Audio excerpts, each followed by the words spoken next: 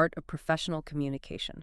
You've shared a really fascinating collection of practical lessons, zeroing in on those everyday workplace interactions, from the nerve-wracking to the seemingly trivial. Indeed. And what's compelling about the material you've provided is how it moves beyond just, well, theory. It lays out concrete dialogues and key phrases, acting as a kind of communication blueprint almost for navigating everything from requesting a salary adjustment to handling customer complaints and even that often underestimated skill of small talk. Right. So our mission for this deep dive then is to extract not just what to say in these moments, but how to say it. We're looking for those maybe subtle shifts that foster better relationships, help you achieve your professional goals, and ultimately just make you feel more confident in every interaction. These aren't just language tips. They feel more like strategic tools for making a lasting positive impression. Blueprints, like you said. Yeah. So let's unpack these, shall we? Okay, so we're starting with a scenario that, let's be honest, many of us kind of dread, asking for a raise. But the sources you sent provide a really clear professional pathway, almost like a roadmap, for approaching this. They begin with this crucial opening phrase, "Do you have a moment?" It sounds so simple. It does. Yet it signals a serious but calm discussion. What's the sort of hidden power in that specific opener? That's a fantastic observation. It's not just politeness, so that's part of it. It's really a profound respect for their time and autonomy. It subtly signals, I have something important, but I'm giving you control over when it happens, which, immediately sort of disarms any potential defensiveness. Okay. This primes him to be more receptive to your message, setting a collaborative rather than, say, an adversarial tone right from the start. Right. And then the material suggests softening your intent with phrases like, "I wanted to discuss." Makes the conversation less abrupt. But you also highlighted earlier that the language around the raise itself is crucial.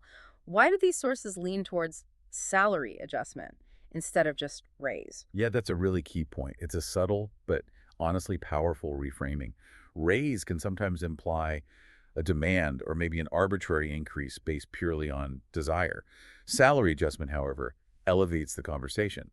It positions your request as a logical outcome of a professional evaluation, a reflection of your increased value, responsibilities, or maybe market conditions. I see. It's less about just asking for more money and more about ensuring your compensation aligns with your contributions and the company's internal benchmarks. Puts the focus on a fair assessment. That's brilliant. So, okay, stage set, right terminology. What's the next critical piece of this puzzle? The documents you share were very clear on the power of your achievements, weren't they? Absolutely. And the real insight there isn't just providing reasons, but understanding that your manager's primary concern is often measurable ROI, return on investment. Right, the bottom line. Exactly.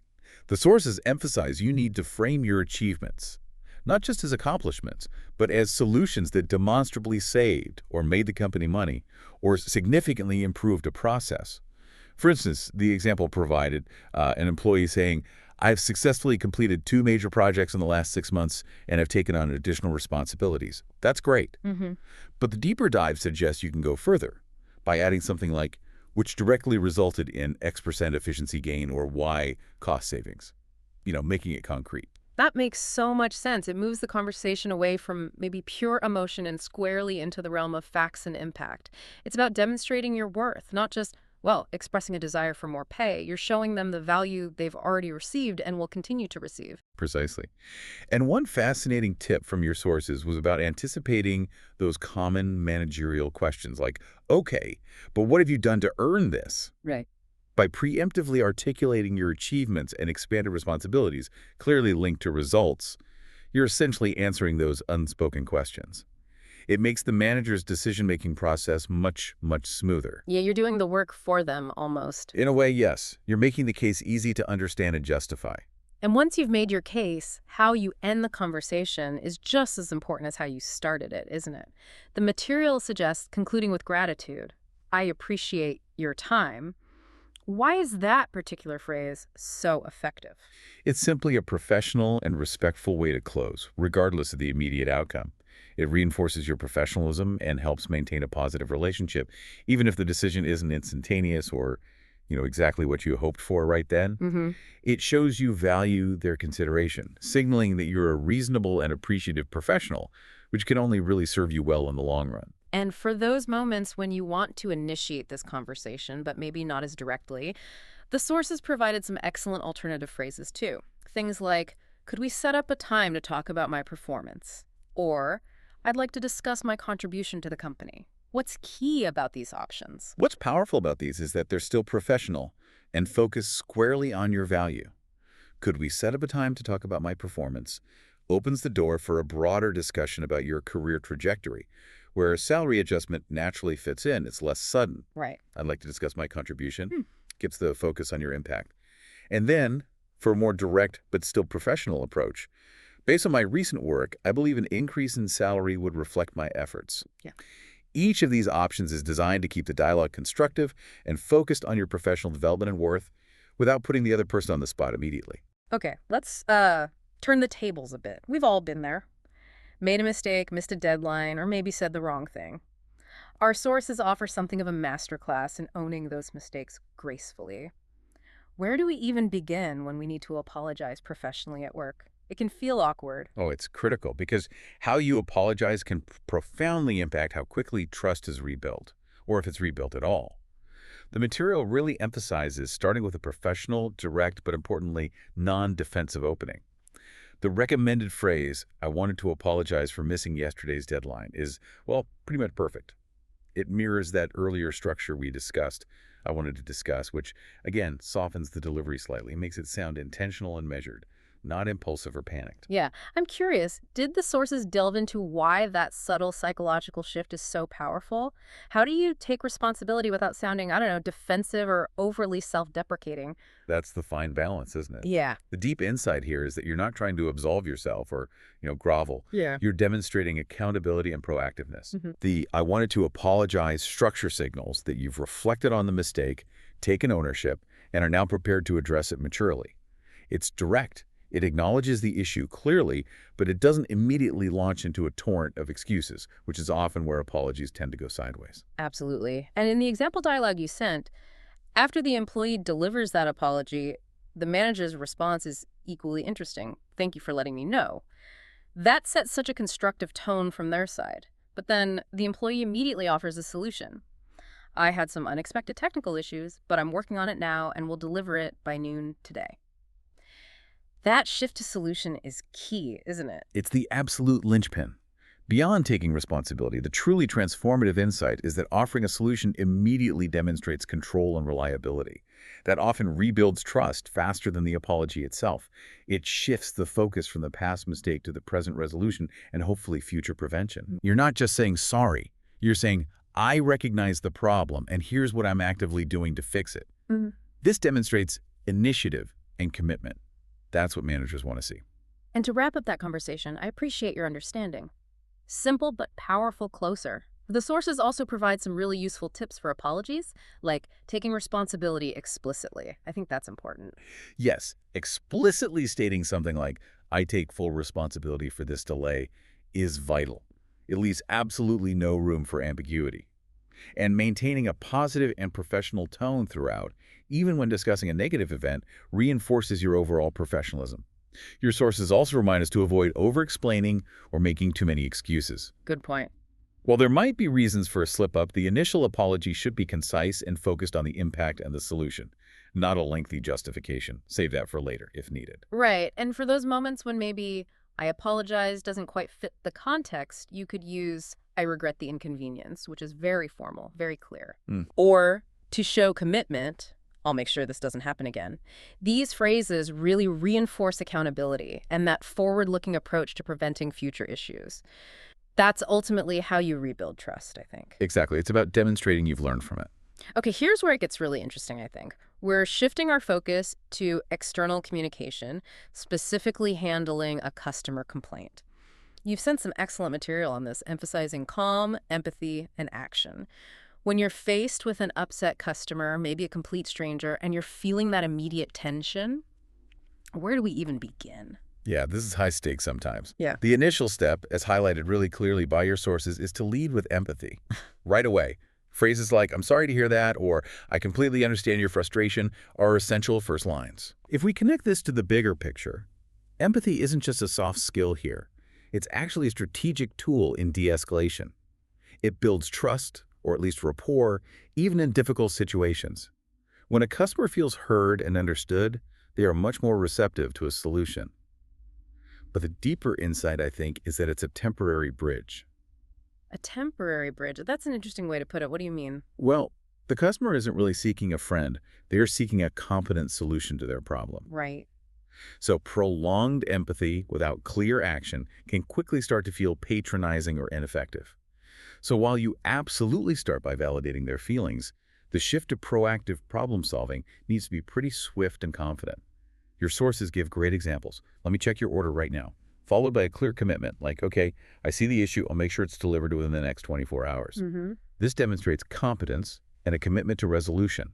It shows you're not just listening passively, but actively working to fix their problem, which is what they ultimately want. That's a masterclass in turning a potential negative into a positive interaction, potentially. So you validate, then you act decisively. And to close that interaction, what's crucial there? Reinforcing value and loyalty. Phrases like, thank you for your patience, acknowledging it took time, and we truly value your business are essential. These statements reinforce goodwill and show appreciation, even after a complaint. They turn a potentially negative interaction into an opportunity to actually strengthen the customer relationship if handled well. Yeah, that makes sense. Remember, the quick tips provided include listening, first really listening, letting them explain, fully showing genuine empathy, clearly offering a solution and timeline, and maintaining a positive, helpful attitude, never arguing or blaming. That's rule number 1. Right. And for those moments when you need a slightly different phrase, the sources also offer things like, let me look into that for you, or I'll do my best to resolve this quickly. Yeah. And once again, that useful phrase, I appreciate your understanding, can be used to acknowledge their patience in what might be a tough situation for them. Exactly. These phrases collectively equip you to navigate these challenging conversations with, hopefully, grace and effectiveness. Okay, finally, let's explore the often underestimated power of small talk. Before the formal agenda begins in a meeting, the material really highlights its role in building rapport. It might seem trivial, kind of time-filling. Yeah, people often dismiss it. But a friendly connection can set a much more collaborative tone for the serious work that follows. It often starts with simple, friendly openers. Morning, how are you today? Is basic, but incredibly effective, isn't it? It is. And what's fascinating here is that small talk often feels trivial, but it's actually foundational for establishing trust and fostering better collaboration later on. It makes the deeper work smoother. The deep insight here isn't just to keep topics light, but to understand small talk as an empathy primer. An empathy primer. I like that. Yeah. You're not looking for deep common ground necessarily. You're just demonstrating an interest in them as a person, beyond their job title, which subtly opens a channel for more substantive communication later. It's about building a quick micro-connection that softens the professional edges. That's such a great way to put it. So from those simple openers, like, did you watch the game last night? Or how's your day going? How do we ensure it doesn't just become bland? Especially if, you're not genuinely interested in the weather forecast. Good question. The goal here isn't a deep philosophical debate, obviously. It's about breaking the ice and finding any common ground, even if it's just about the shared experience of the day or the upcoming weekend. Okay. The sources emphasize keeping topics light, really light, and avoiding anything heavy or controversial. Politics, religion, personal problems, definitely off limits. Right. Safe zones. Exactly. It's about connecting, not probing. And importantly, listen actively. Show genuine interest, or at least polite interest, in their response. It's a two-way street, not a monologue you have to endure. You don't have to fake intense interest, just polite engagement. A nod, a follow-up question. Makes sense. And once you've built that little bit of rapport, how do you smoothly transition from that casual chat to the main topic of the meeting without being abrupt or seeming rude? Yeah, that transition is key. Your sources provide excellent examples for this. You can connect the casual to the professional by saying something like, well, speaking of getting things done, have you seen the agenda for today? Ah, nice bridge. Or, by the way, have you had a chance to look at the agenda? This is a clear, polite signal that it's time to shift gears. Or, if they offer an affirmative response like, yes, looks like it'll be a productive meeting, then you can simply follow up with, great, then shall we get started? It's a gentle but firm way to guide the conversation back to business. Got it. So the core principles of effective small talk, as outlined in the material you provided, really boiled down to keep topics light, Listen actively, show some interest, and use it as a tool to connect and build rapport. It's truly not about the topic itself, but about using it to establish a little bit of trust and connection before the real work starts. Exactly. This seemingly minor skill can significantly enhance professional relationships and make every meeting, every interaction start on a more positive and productive note.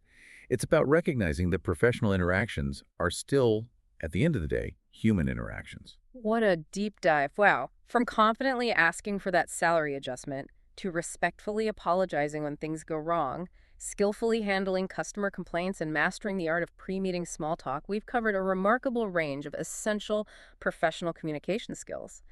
It's clear these aren't just polite suggestions. They are really strategic ways to navigate the workplace more effectively. Absolutely. And the common thread, I think, across all these scenarios is the intentional use of language coupled with empathy and respect. They aren't just isolated scripts to memorize, but principles that underpin almost every successful professional interaction. Understanding the why behind these phrases empowers you to adapt them to countless situations, fostering clearer communication and, ultimately, stronger relationships. So, what does this all mean for you, listening in? How might intentionally applying just one of these communication strategies this week change an interaction for you?